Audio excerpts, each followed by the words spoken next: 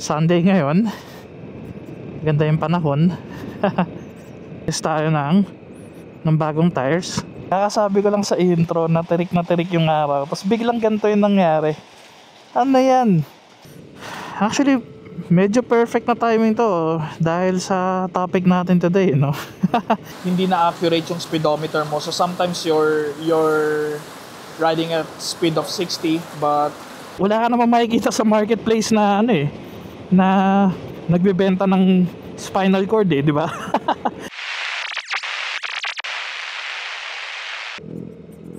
Hello guys, good afternoon. It's me, Casual Riding TV, and we're back with another vlog. So, Sunday ngayon, ganda yung panahon. Maaraw, kahit na may parating na bagyo, no? Ito yung sitwasyon sa amin. Maaraw siya, ba't kagabi medyo malakas yung ulan. I hope hindi na tumuloy yung parating na bagyo, no? And I hope you guys are doing okay as well, of course. Napakahaba ng natin ngayon, parang ang haba ng rainy season this year. Noong mga last week or yung mga ganitong time ng September, hindi na nag-uulan-ulan yata last year, you know. Pa-ride out pa lang tayo. And may mga nakakasalubong tayo ng mga, I don't know kung paakyat na sila or kung like pauwi na sila o paakyat pa lang ng Zambales para mag-ride. May mga grupo pa tayo nakikita. So I hope makauwi tayo lahat ng maayos and in one piece. So for today's vlog guys, like I said dun sa previous vlog natin, pag-uusapan natin or magbibigay ako ng feedback about sa recent upgrade natin kay Figo. So recently nag-purchase tayo ng bagong tires kasi nung last na bumiyahe ako ng malayo, nagpunta ako kay Scoot Papi para magpa PMS and CBT cleaning. Medyo nahirapan talaga akong bumiyahe nun kasi umuulan, tapos ramdam ko talaga na nag-fishtail yung likod ko. Hindi lang siya dahil sa sa braking. Kung totoo hindi nga ganun kalakas yung brake ko sa likod tama lang. So hindi siya nag-fishtail because of that. Nag-fishtail talaga siya dahil madulas na yung gulong ko sa likod. Well, for 2 years na rin naman si Figo talaga. Expected na rin yun na magpapalit na talaga ako ng tire. Like before, yung kay Panarea, parang ganung time din ako na nagpalit So habang nagra-ride ako dito, papakita ko muna sa inyo yung video nung time na nagpa-install tayo ng bagong tires. And then yeah, let's talk about it after, no? Right, see you later.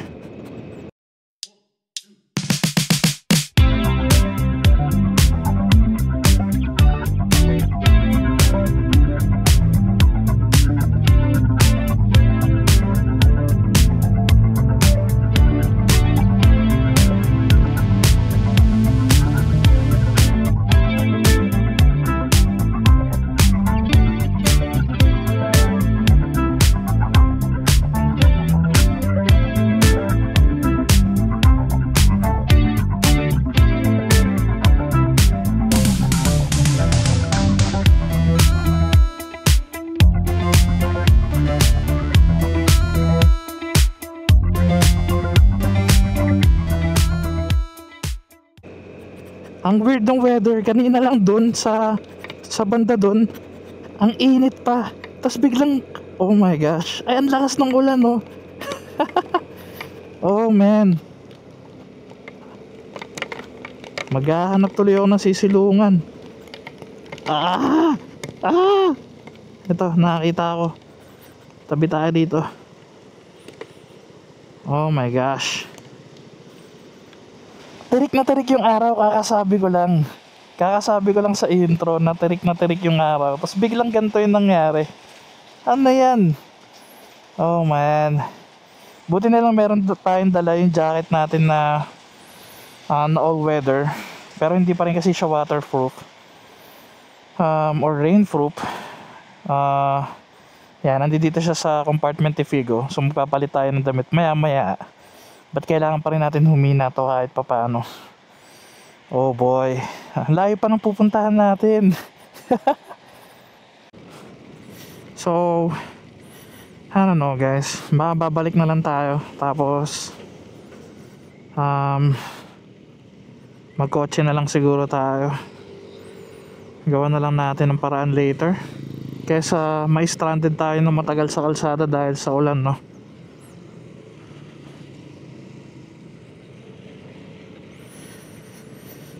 Actually, medyo perfect na timing to dahil sa topic natin today, no?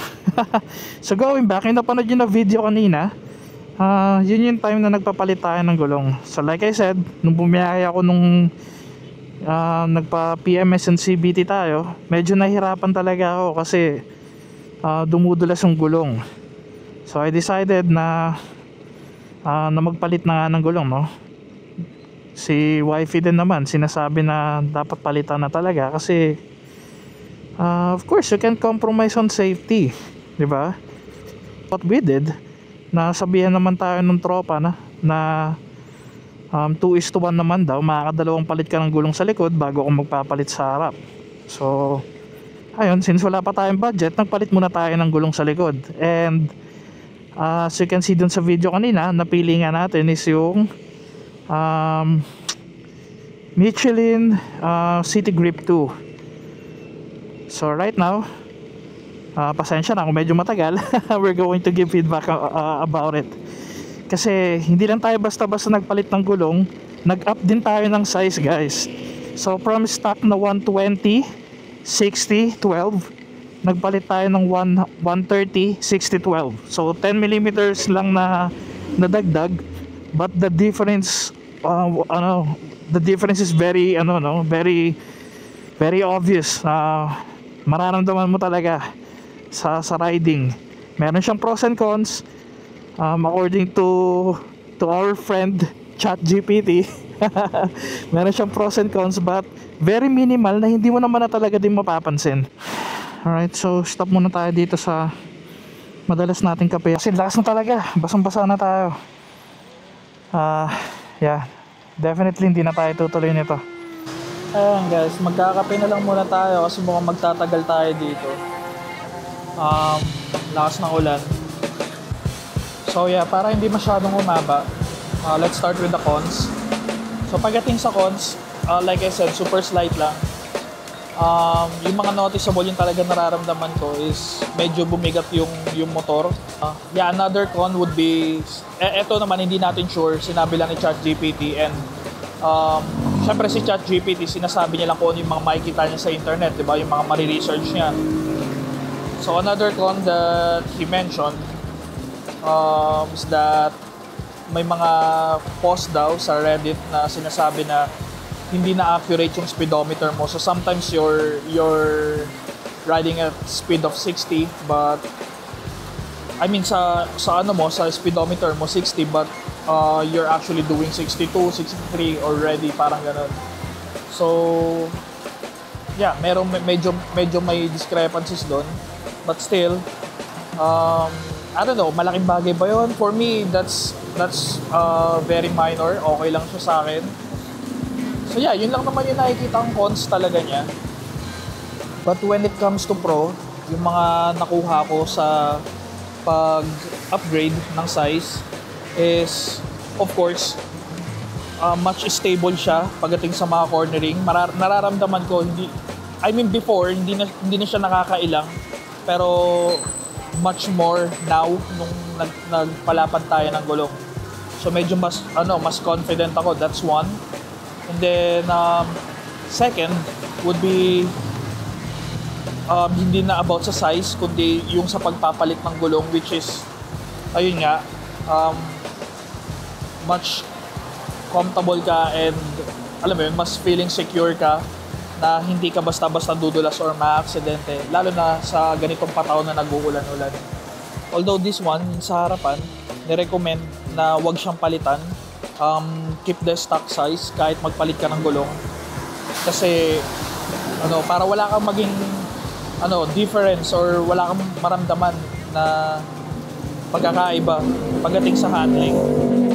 Kasi importante din yun, of course. Kailangan kung ano yung stock size ng gulong mo, yun yung tested sa frame or sa mismong motor mo, di ba? So, changing dimensions or changing size would definitely affect your or the performance ng sasakyan mo. So yeah, sinuggest, even si ChatGPT sinabi na wag nga daw palitan yung size sa harapan. Keep it on a stock size. So yeah, ganyan na yung tsura ng 130 60 na tire size sa Vespa Sprint or Primavera. Yeah, sarap talaga ng kape dito. Hindi siya kamahalan. Tapos quality yung lasa. Instead of nagsisiksikan kayo sa Starbucks, sa mga sikat at kilalang cafe, why not try somewhere else, yung mga small businesses or yung small cafes, diba? Hindi mo naman kailangan magtiyaga kung hindi talaga masarap yung cafe, but still, diba, nakakasuporta ka sa mga small business owners kasi yun, of course, nakakapag-explore ka ng mga bagong tambayan, diba? So dito, ayan, maganda siyang tambayan. See, may parking naman. Kung mga nakamotor kayo, okay naman siya. This one's a Spanish latte. Okay siya. Na-try ko na rin dito yung salted caramel. Sarap din. Alright, so let's go. Nang wala na yung ulan, hindi ko tuloy ngayon alam kung dediretso ba ako doon sa pupuntahan ko or uuwi na at kukuha na lang ng sasakyan, magkukotse na lang. Anong oras ba? 2 o'clock. Balik na lang tayo sa bahay and magkotse na lang tayo. Mahirap may stranded. May bagyo naman kasi talaga ngayon. Ba't ba kasi ang kulit-kulit mo casual riding? Ayan na naman yung ulan. Oh my god. At siya, maliligo na tayo sa ulan. Basa naman na tayo eh.